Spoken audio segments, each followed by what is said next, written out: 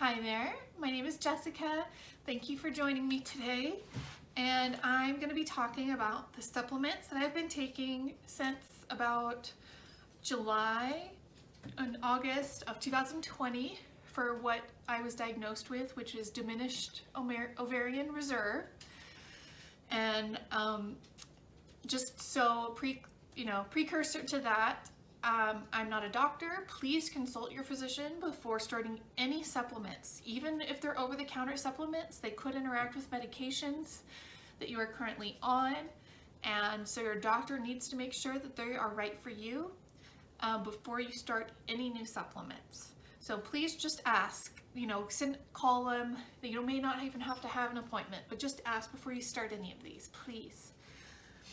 But so getting back to my supplements,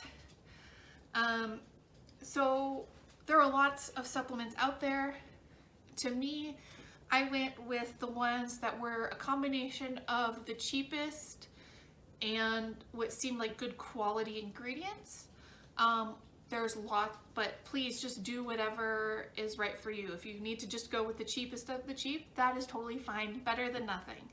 But you don't need to spend a ton of money, but I will tell you that these supplements, all of them together, could easily cost $200 a month just for the supplements.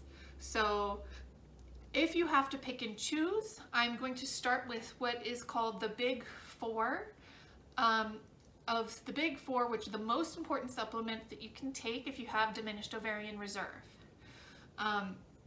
So the first one is a prenatal vitamin.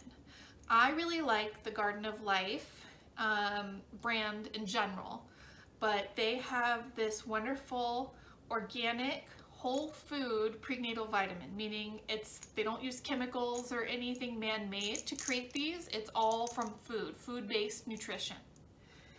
And this is just 1 tablet a day. It is kind of large. You can split it up into 2 tablets.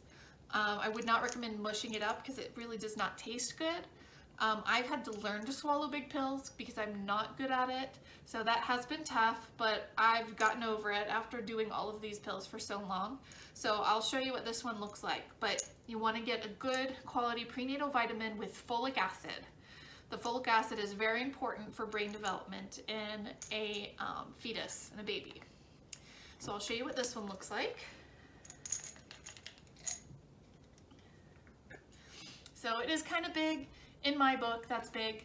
But yeah, so 1 of those a day. And I'm just gonna show you all of the pills here that I take in a day.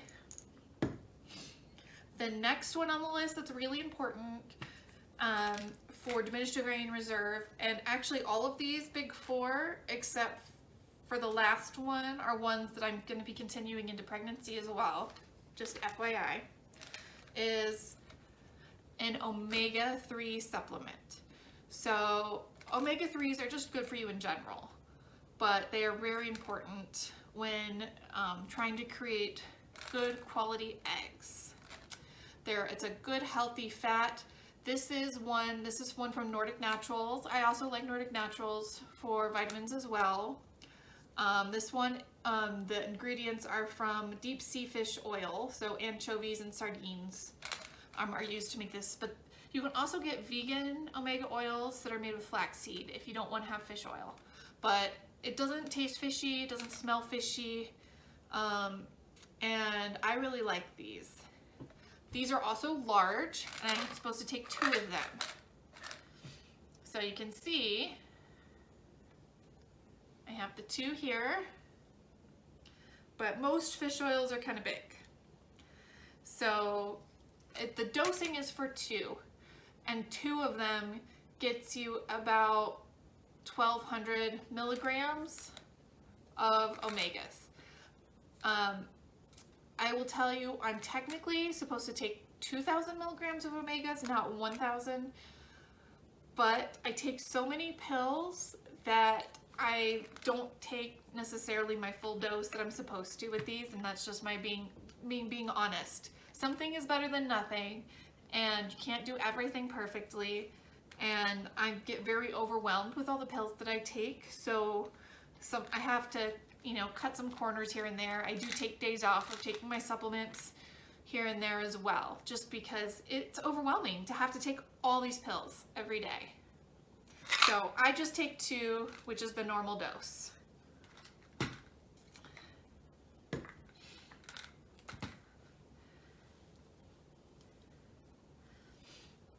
All right, and the next one, which is the third one that you also take, these 3 will be continued into pregnancy.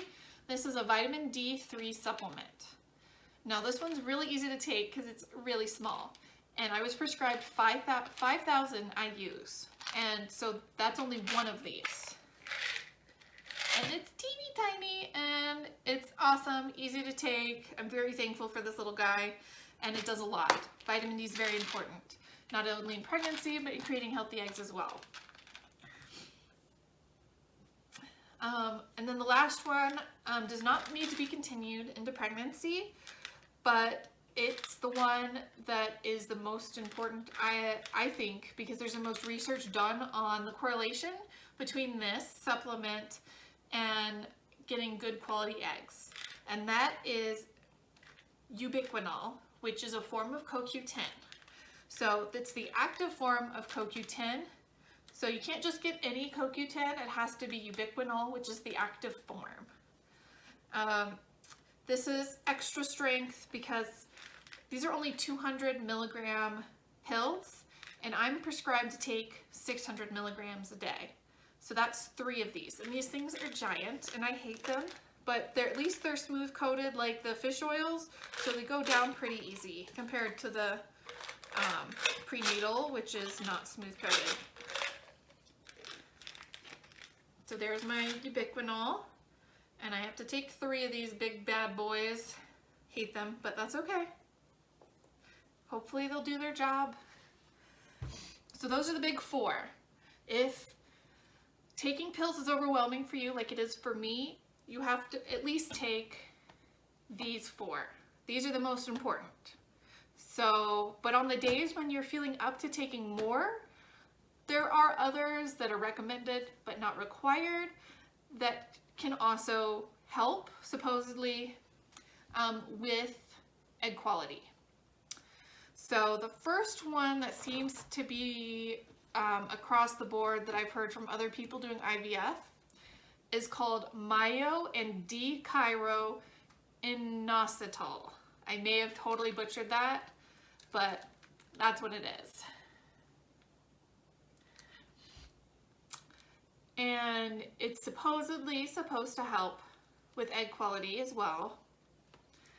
I'm supposed to take 4 of these a day, which would equal 2,000 milligrams of it. Again, pills overwhelm me, so I only take 2. Like I said, do what you can. But there I'm going to add them to my pile here. But this one is recommended, it seems to be recommended across the board for egg health. There are lots of others that are recommended, not required. I'm going to go into what the category is called antioxidants. So antioxidants are great in general, but especially great for creating healthy eggs. So there are lots of antioxidants out there. These are the ones that are recommended but not required that my doctor told me about. So the category of antioxidants, the first one is called Respirato. It is a red wine extract. So it's the antioxidant that we would find from drinking red wine. Unfortunately, when you're going through IVF, you're not supposed to drink any alcohol, no smoking, no doing drugs, none of that stuff. I already don't, but generally when you drink red wine, you would be receiving this antioxidant. But this doesn't have any alcohol in it. It's just the antioxidant. I take it sometimes, not all the time, but I'll show you what it looks like. And the reason I don't take it all the time is because it's another big pill. So these are These are the ones that are the big four. These are the other ones. Luckily, the dose is only one. Another antioxidant that you might be familiar with is Acai Berry. Obviously, you can just eat acai berries and you will get that wonderful antioxidant from them. However, I do not like the flavor of acai berries, and I actually don't like the taste of the supplement either. But if you would rather just take it in a pill form instead of eating it, you can get this antioxidant. It's only 1 capsule is the prescribed amount. So, and it's pretty small. It's not bad. Another one is called PQQ. I never heard of this before. Pyrroloquinoline quinone. It's supposed to support cellular energy and brain health. And serving size is only 1, but this is very similar to the vitamin D. I take this every day because it's teeny tiny and easy. See, itty bitty baby pills. So I take that one every day because it's so easy. I do not take these other ones every day. Also recommended is LArginine. Again, I may have totally butchered that name. It's an amino acid that supports the production of nitric oxide and cardiovascular health. Also supports egg health as well. It's an amino acid. Dosing is 2 of these. Again, just got this at Walmart, cheap. You can just take 2 of these. They're moderately sized. Again, these are the recommended, not required, so I don't take these ones every day. Also recommended but not required is extra vitamin C and vitamin E. We all know vitamin C supports immune health and is an antioxidant. More vitamin C is always better. Vitamin E is also another potent antioxidant, and it's just wonderful for heart, immune system, skin health, but it's also great for eggs as well.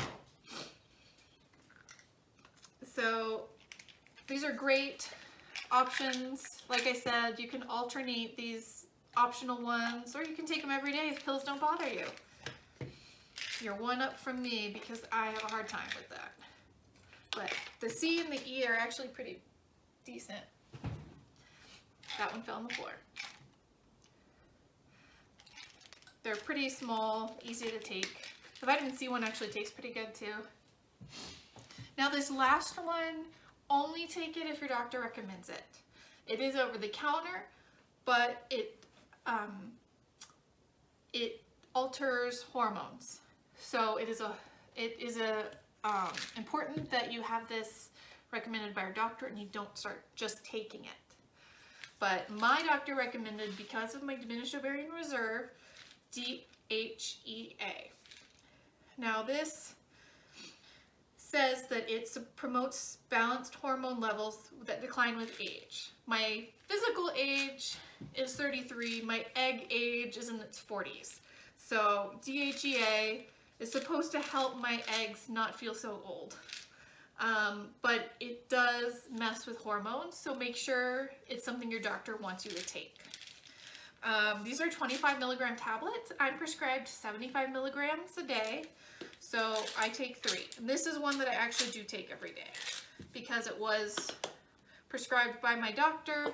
I felt that it was important that this go into my necessities side of things. But yeah, so there's all the pills. I think you can see them.